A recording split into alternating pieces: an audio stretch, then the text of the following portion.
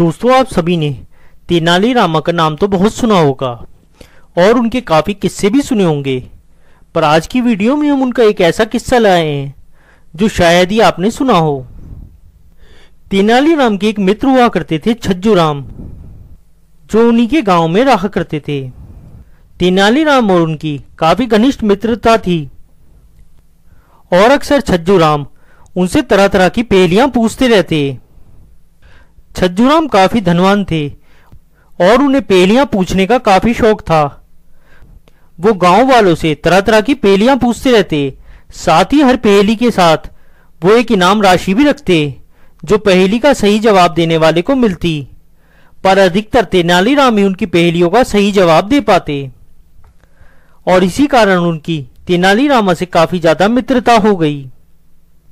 धीरे धीरे समय बीतता गया और छज्जूराम बूढ़े हो चले।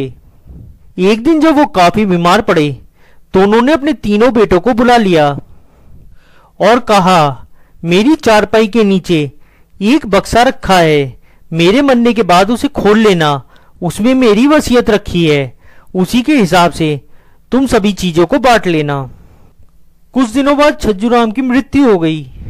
13वीं के बाद जब छज्जूराम के तीनों लड़कों ने वो बक्सा खोला तो पाया कि उसके अंदर 3 अलग अलग साइज के मटके रखे हैं। सबसे बड़े मटके के अंदर मिट्टी भरी थी, वहीं उससे छोटे मटके के अंदर गोबर भरा था और सबसे छोटे मटके के अंदर सफेद और सुनहरी लकड़ियां भरी थी। साथ ही उसमें 10 सोने की गिन्नियां भी रखी थीं।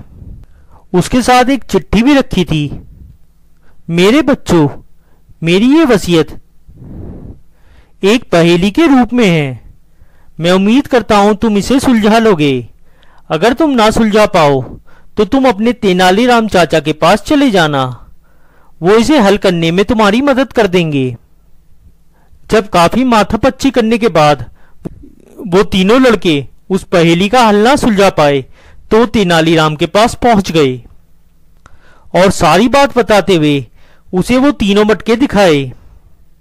थोड़ी देर सोचने के बाद तेनालीराम हंसे और बोले, मैं समझ गया कि तुम्हारे पिता क्या कहना चाहते हैं।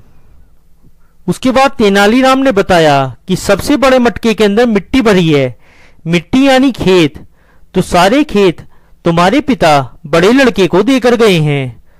उसके बाद दूसरे मटके के अंदर गोबर भरा है, यानी सारी भैंस और गाय दूसरे लड़के की हुई, और तीसरे के अंदर सुनहरी और सफेद लकड़ियां भरी हुई हैं, यानी घर का सारा सोना और चांदी इस तीसरे लड़के का हुआ। तेनालीराम की ये बात सुन तीनों लड़के संतुष्ट हो गए, पर इस पर बड़ा लड़का बोला कि चाचा, एक बात समझ में नहीं आई कि ये 10 स्वर्ण मुद्राएं किस लिए। इस पर तेनालीराम हंसकर बोले कि तुम्हारे पिता हमेशा पहेली का सही हल बताने वाले को इनाम दिया करते थे, क्योंकि इस पहेली का सही हल मैंने बताया तो ये 10 स्वर्ण मुद्राएं मेरी हुई।